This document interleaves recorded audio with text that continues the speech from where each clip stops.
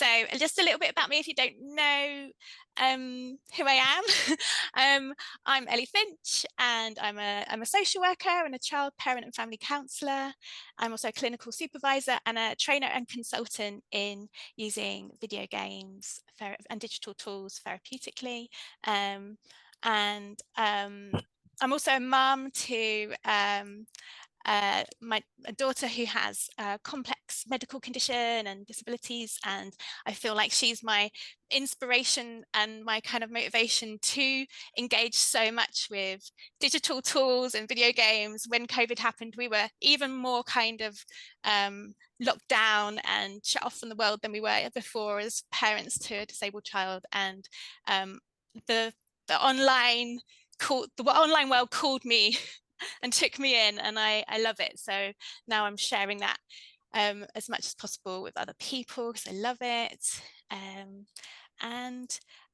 just wanted to point out that I got an award from Unlimited, and they're an amazing, if you're based in the UK and you're wanting to set up a social venture or a social enterprise, they offer amazing support, and it's because of them that I've been able to fund this project and get the lovely Dan Noble, who's going to introduce himself in a minute, on board. And I can't praise his amazingness enough. He's an amazing person to collaborate with. And so I'm going to hand over to him so that he can introduce himself. Thank you. Thank you, Ellie. So I'm Dan Noble. I'm a Minecraft education consultant. So what that means is I do a lot of training and PD. I do a lot of workshops with students, and I also do a lot of content building and creation of assets for Minecraft. So all sorts of like avatars or entities and things, we put that in where I can build all sorts of stuff as well. And that's what I was helping Ellie with, was bringing my certain skills that I have for that, and we work together to create this. I'm really happy with the results. Really cool Sandtray world. I'm also a Minecraft education ambassador, so I work a lot voluntarily in that community.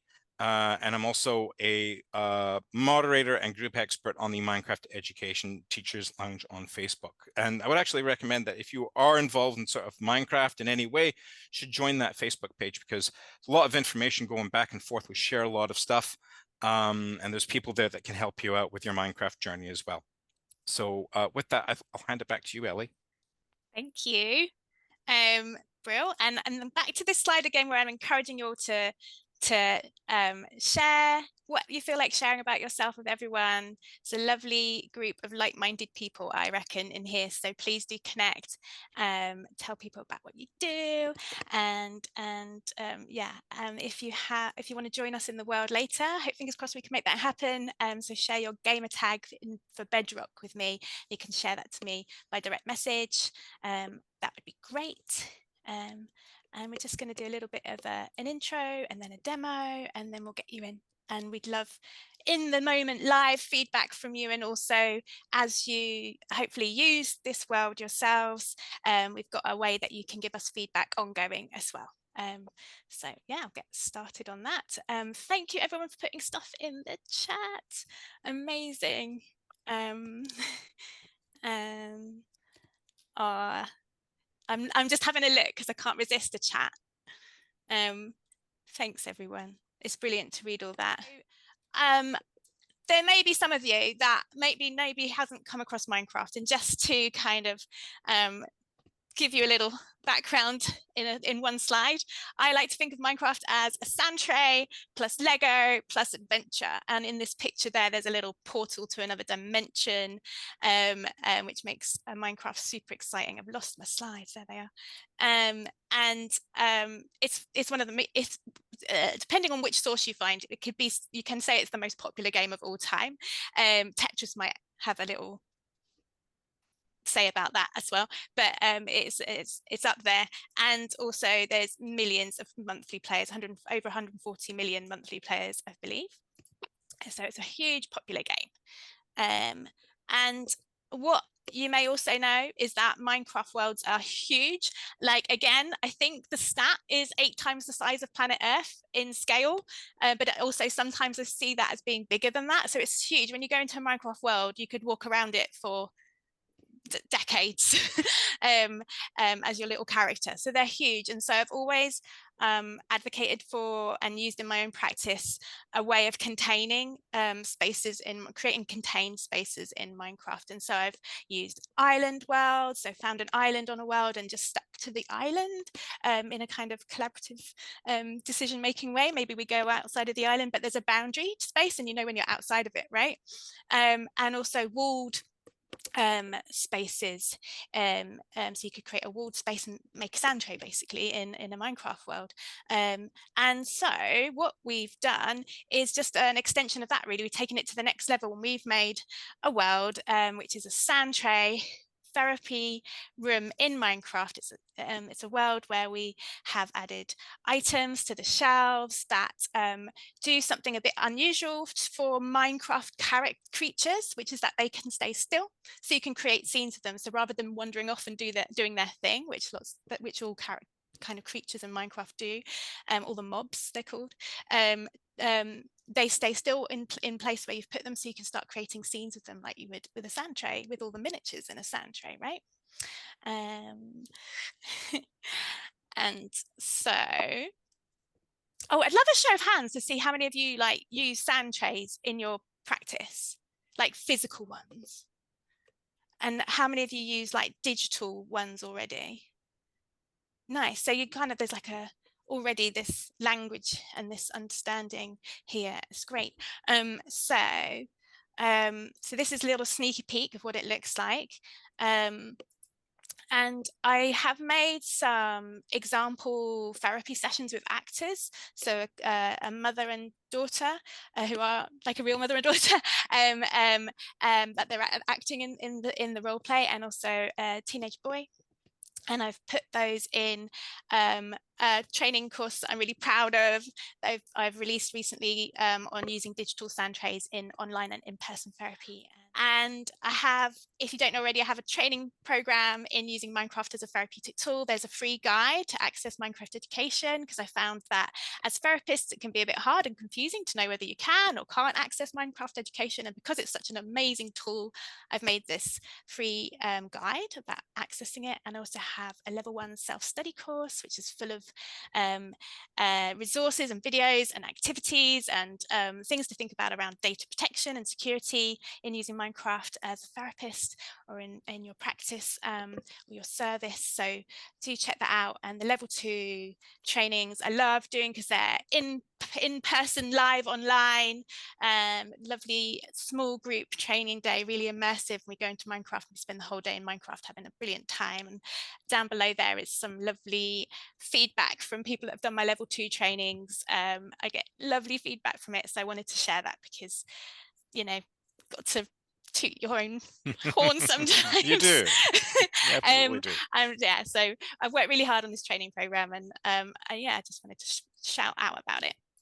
And I've got a mailing list if you're not on it, and you get 2 free gifts, and one of them's an activity sheet, Minecraft activity sheet, which I think you guys might be interested in. So I'm highlighting that there. And this is our Sandtray World beta feedback Padlet, and I'm going to pop the link to that in the chat right now so that you have it. So any thoughts that come into your head during this event or afterwards when you're using the Sandtray, or have some thoughts, just pop them in there. So here it is. Here we are in our little mini Sandtray therapy room. So I'm looking to the side here. I'm sorry if I'm not looking at you because I'm looking at my other computer here. But we're in our little mini Sandtray therapy room. And you can see this is like a little mini version of where we're going to go next through that door. But first we're going to have a little wander around. We've got the Sandtray and the shelves, 2 little orange chairs and a window, a little picture, and made by Dan's, can I say? Yes, absolutely. Made by Dan's daughter. Little lamp here. And we've got our little robot, our little, what would we call this robot? A mascot? Little I don't think we gave it a name. No, we didn't. Hasn't. Yeah, I'm I'm just going to be like, hey, robot. So we're going to say hello to the robot. And Dan is going to, I think, do you need to open it up too? And then we sync. I think you can open it and then it should pop up I've on my opened screen. it. So maybe when I start There moving. we go. There we go. Okay. So now we've got a little dialogue box, which is just like an introduction that you may want to go through with a client when they first come into the world. But if you know young people, and even me, like I do, you'll be quite familiar perhaps with the fact that they won't want to go and read through a load of dialogue, but it's it's helpful anyway to have it here, and I'm going to read through it. And as long as you know this stuff, you can guide them in the way that suits your client. But basically, welcome to your Sandtray world. And it just says a little bit about what a Sandtray is. It's a special sandbox used in counseling and therapy to help people to show how they are feeling or what's happening in their life. In Sandtray therapy, you have a box with sand and lots of small objects and figures. You can use items to make scenes or pictures in the sand. You can create anything you want in the Sandtray. There's no right or wrong way to make a scene. Your scene can be real or from your imagination. When you're ready, choose what material you want in your Sandtray by pressing the button on the wall, and you can choose to fill it with sand, grass, snow, or leave it empty. After, you will go to the Sandtray room, where everything is much bigger than this room, and you will arrive in the middle of the Sandtray. The shelves above the Sandtray have many items to choose from that you can use in the Sandtray. Some of these items might look familiar. They are special so that they will stay where you put them, and you can choose different sizes for many of them. You'll be in creative mode, so you can access items in your inventory and fly around the Sandtray and the whole room. You'll be able to place and break blocks in the Sandtray, but not outside of it.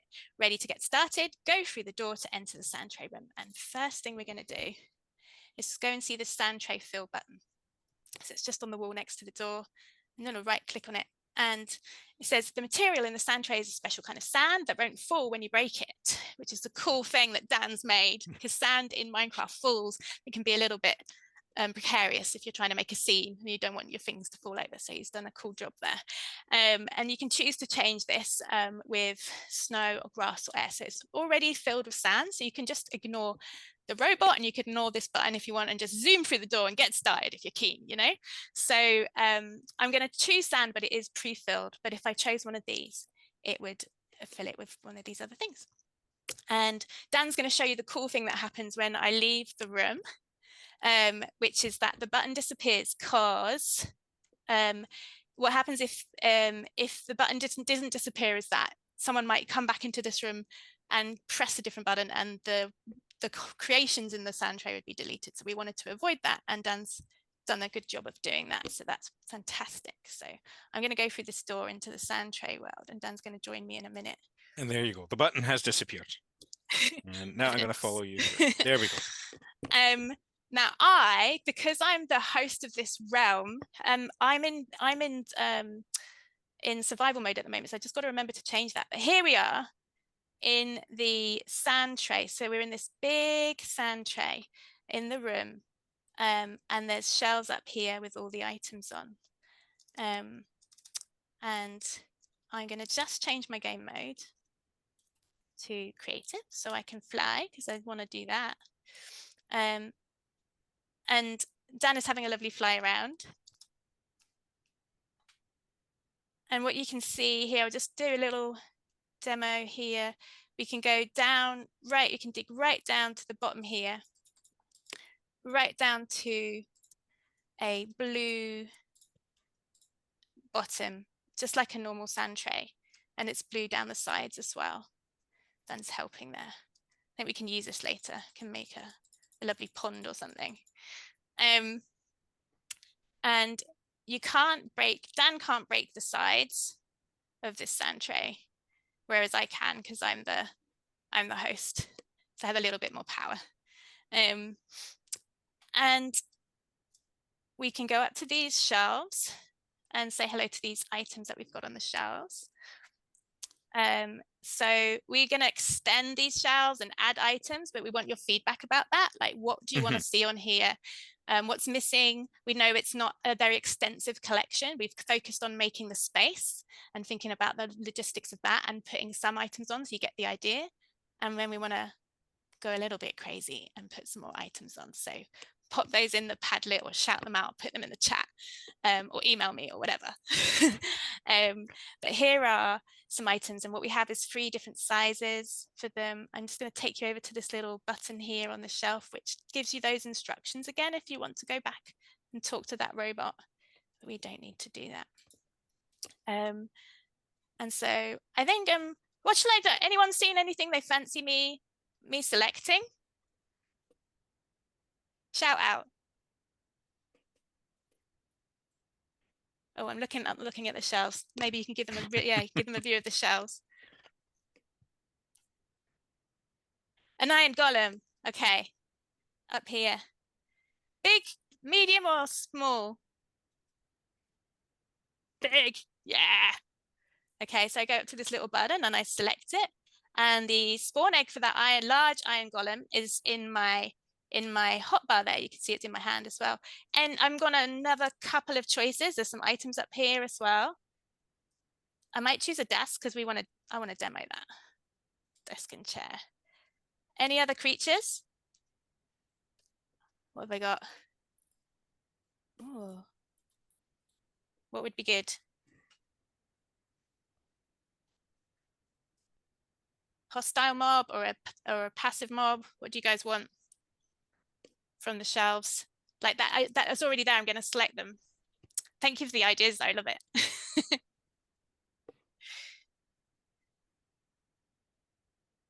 Come on.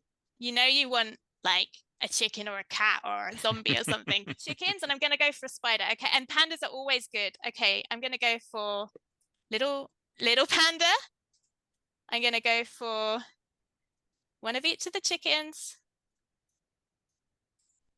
Doop, doop, and a spider. Big spider? I think a big spider. Okay. Here we go. So now you can all analyze me while I put these things in. So there's our iron golem. Here's a big iron golem. And a little school desk, maybe right at the iron golem's feet. I think so. And then a panda here, and the chickens. I think the chickens might be friends with the panda, like that. And a spider hiding behind the iron golem, I think. Oh no, that's a chicken. I'm sorry, chicken. That does happen. So if you want to get rid of things, there is a little bit of a moment there to let you know about, which is that the only way that we've got at the moment to get rid of items is by doing that. If you didn't see, I did this to this poor chicken. Spider, there. You live there, spider. Okay. So, and I want to demonstrate something else here. It's like, maybe Dan, you can do it because you've got everyone's seeing what you're doing. Could you get your inventory and fill that with water? Yes. So I want to show you that there's like over 1,000 items or something in the inventory still. So if you're thinking about Sandtray miniatures and what you might have in your shelves or in another digital Sandtray, there's all these other items: water, lava, flowers, trees, blocks, things like potions, all sorts of things in the inventory. And so your clients can use it in the way they might be familiar with in Minecraft, and also to build things. So Dan, if you want to now build like a little wall or a house or something, sure. It's really cool having someone you can tell what to do in Minecraft. It's really nice. Thank you. So you can see that you can start building structures, you can build bridges, roads, all sorts of things. One thing that we've done is we've thought a little bit about, we created this boundaried space, right? This containing space. And in Minecraft, you can create portals to other dimensions, which is a bit of a conflict. So we made it at the moment so you can't make an end portal, which is a portal to the end world, which is a very different space taking you out of here. And we have made it less easy to make a nether portal. We've taken away flint and steel, like you can't get into your hotbar, which would be one of the things you need to make a nether portal. But we are open to your thoughts and feelings around that, and we could make it impossible to make portals at all. Dan's got some cool ideas about how to do that without losing too many of the items that people might want to use. Or it might be like interesting, right, that you can make a portal out of here. So I think it's maybe we can even have a button on and off about that, Dan. Yeah, absolutely. Yeah. So that's another thing I wanted to raise there and get your thoughts on, really. But yeah, I think I've demoed it. Thank you, Dan. Thank you for building. I love the different textures. Making a wee log cabin. Nice. We won't be able to stop him now. Oh, and signs. So we can put in signs. Do you want to demo putting a little sign next to the what would the iron golem have to say? Do you want to anyone want to give it some speech in the chat? What would the iron golem say right now?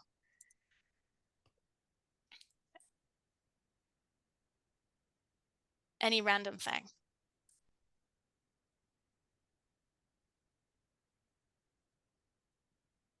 You know you want to give the iron golem some speech, guys. I am hungry for some chickens. That is what the iron golem is saying. Okay. Or chickens. Oh.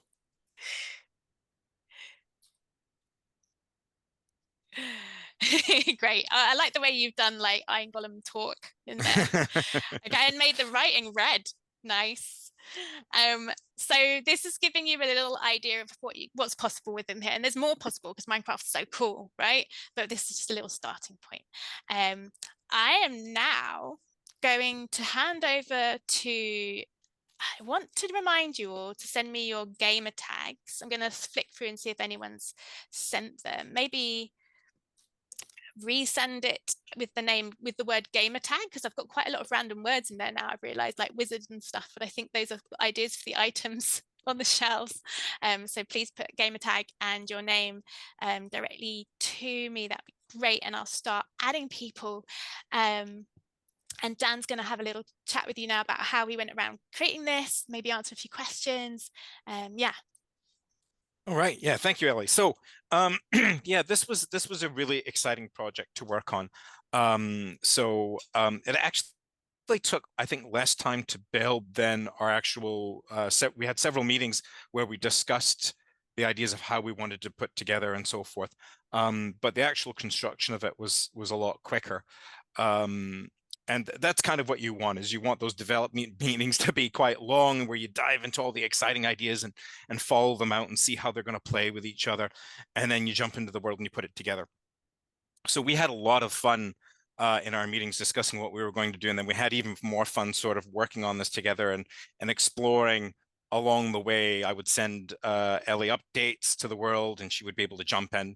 So I will tell you, like most of this room, after we kind of decided what we wanted it to look like and how we were going to have a wee room and then a big room, really I built most of the room in about 2 evenings with some tools. So I use a tool called Amulet, which allows me to actually create large amounts of structure, Minecraft structure, very quickly. And then I would come back in and I would actually fly around and make little tiny details. Like, so you've got, you know, like the lamp plugged into the wall there and electrical sockets. We've got light switches and doorknobs and, you know, floorboards and all that. And we've got some blinds and curtains. So we wanted it to make it look welcoming as possible. And I think, you know, those little small details give you familiarity. It may just look like an electrical socket, but it does make it feel like a room in a home and like it's a normal space that you would be in. And that's what we were kind of aiming for. And then I did have my daughter. We kind of wanted to keep with a nice, friendly, happy kind of experience. And I thought it would be nice if we had a picture on there. And I was thinking of doing one myself. And I thought, no, you know what? It would actually be better if my daughter did it, because it would be the right feeling for it, knowing her style. So she put what we have as a belty cow here. We have them, a lot of them around Dumfries, Scotland here. So I had her do a belty cow, just chewing on some grass there. And then I imported that into the world here. And there's, of course, a smaller version in the Wii room. and then we got the shelves and the Sandtray. The thing that actually took the longest was the entities themselves, because what we're doing here is we're actually taking mostly existing Minecraft entities, and we're just removing a lot of the existing behavior so that they'll look around, but they won't move or attack or do anything. And I think one of the big things that we've sort of intended with this world is even with the feedback from beta and beyond that, we want to keep adding to this world. So we'll be adding new entities over time, and hopefully making it much more sort of broader experience, because we'll have those more materials. And it kind of links to what I like to say, which is, no Minecraft experience is ever finished. It's just waiting for the next inspiration. So I'm hoping to see a lot of feedback in the Padlet so we can add more exciting entities. And some of these ones are custom ones that I've made, and some of them were more complex than others. Like we've got our iron golem here, but I made an ice golem. It's from a Christmas world I developed, and it was just basically reskinning the existing iron golem. The ones that were more complicated were this Christmas tree. This Christmas tree actually took a lot of work. And if you look at it really closely, you can see the bulbs change in color. So that was a lot of work that went into that one. I think that one took me 2 or 3 weeks to actually put together. It's got over 900 separate parts. I tend to be a little bit detail oriented, but actually even the star kind of sort of glints change on it a wee bit. But that one was a fun one to work on. And again, it was from another project. So I actually I carried these over so that they had a home that was going to be seen by a wider audience. So we've got some Christmas themed stuff, and we've got an Easter bunny here as well. And then you can get the chair that we have in the small therapy room. We can get the lamp. And yes, we can actually make conical kind of things for Minecraft entities. A lot of people don't know that you can do that, but you can. And you can see that again down here with the traffic cones. We've got a barrier, a stop sign, a bus stop sign, and a desk. And you can sit in the desk too. So it's one of the old school desks that we used to have that were really uncomfortable to sit in. And they had the wee hole in the corner there. That was the inkwell where you put your ink jar for your fountain pen. I remember as a kid, we had no idea what this was. I'm not that old. But we thought it was for putting your pencils and pens, and they used to fall inside and like, this is really, really terrible pencil holder teaching. Like, no, that's an inkwell. And we're like, what? Kind of like kids are now when you mention things like cassettes or discs and things. Awesome. Mm-hmm. I think I want to check that I've invited everyone. That has everyone got an invite that sent me their gamer tag? Please flag up if you haven't. And if you want to send me your gamer tag and you haven't, please do. But do let me know if you're not finding an invite. If you go to your homepage of Bedrock and look in the bottom left, there's a little bell and you'll get a notification, and that should help lead you the right direction.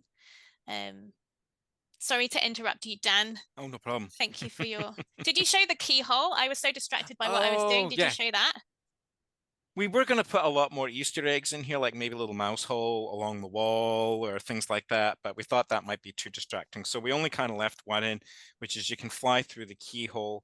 There's nothing really in here now except my company logo, but we are going to put like an acknowledgements NPC in here that'll talk about, our different influences and thank yous to the various people. We should give a shout out to, is it Justin and Colton at Minecraft that were very supportive with feedback for us. Yeah. Did you talk about how we're hoping to get it on the Minecraft education? Not yet. Library? Yes, this is really exciting. So we have had lots of lovely support from the people at Minecraft Education. So we're hoping you'll see it on the library. Talking about not being able to see everything as clearly probably as what you can see Dan's screen share is. So with Dan's screen share, you can see the whole room, and as he gets closer to those items, they pop up. And this is about the render distance, to use a technical term, which I've put a little bit about it in the welcome email when you register for the Sandtray world, because some devices like an iPad, on my iPad, I don't see the room so clearly. So you see the Sandtray, and as you go closer to the items on the shelves, you see them, but you won't get the whole of the world in the vision. Maybe Dan can talk a little bit about that because he's the expert on the tech side of that. But I have done a little video about render distance and how to change your settings so you can get a better image on certain devices. Mm-hmm. Yeah, every device basically has certain resources, and the game is going to be tied to those amount of resources. So like I'm on a gaming system here, so you are going to be able to get the entire room rendered.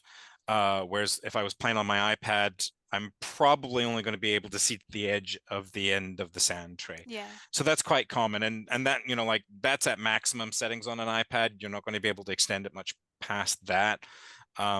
So the experience can be a little bit different depending on which version of the game you're playing. Education tends to rein things even tighter than Bedrock. So even in Education in this room, like if I was running it, I probably wouldn't see past the chairs, and that's on maximum on my render settings. So it's a yeah. kind of compromise we've had to make, and Yeah. I think it functions as a Sandtray, and you can still see the items on the shelves and see what you're doing in the Sandtray, even Mm-hmm. on that lowest render distance. Mm-hmm. But you don't get this whole room view. But as you move around the room, you will discover the lamp and the door, which is quite fun.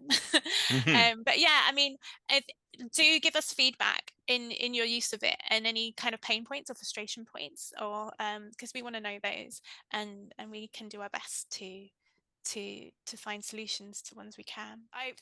We were testing this on our kids, weren't we? So I would get Dan would send me a version of this, and I'd test it on my son and write down all his feedback and then send it back to Dan. So do test it out on your own kids.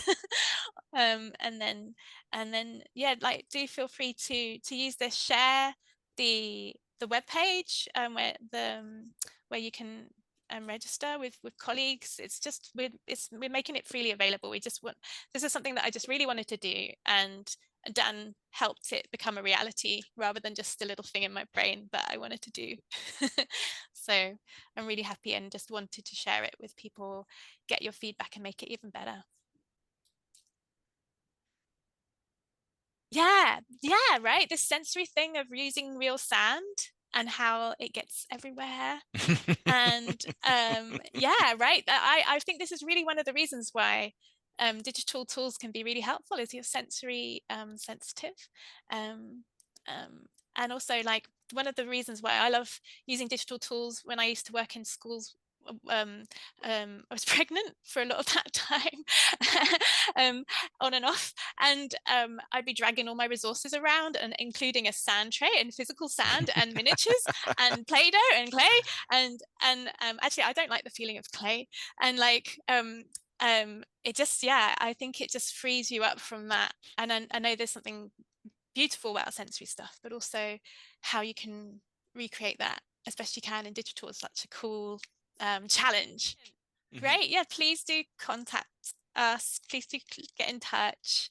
Yeah, keep sharing your feedback as you use this and thoughts come to you. Please do just email me if you can't find the Padlet for some reason. Once you're registered for the Worlds, I will send email updates. I'm not using that mailing list for anything else other than the beta Sandtray stuff. So if you want to join my other mailing list, please do. You can find out details about that on my website and get those free gifts. But the registering for the beta Sandtray just gets you emails from me about all the updates we're doing and the new files, so that you can get the latest version of the world. So every time we update it, you'll get it. Yeah. So if you stay on that mailing list that you signed up to get the worlds, you'll keep getting those updates. So you'll get the new and improved version of it when we make it. Thanks so much, everybody. It's so lovely to see all your faces, and see new faces that I've just had names for. So thank you. I know. So Ellie, what was your favorite part of this project so far? Working with you. And that was my answer. Working with you, and obviously, and just like seeing it, because this was just in my head, like seeing it in, like, I love, like you gave me an interior decoration say. So I got to do yellow walls because I love yellow, right? So please say if you don't like yellow, guys, but because I do. But like, you know, like having this visually there and working and like making it like work and perfecting it and knowing that we can add things to it all the time. Yeah. How about you? I have to say the same. Working with you was an absolute joy. It was so fun, and it's.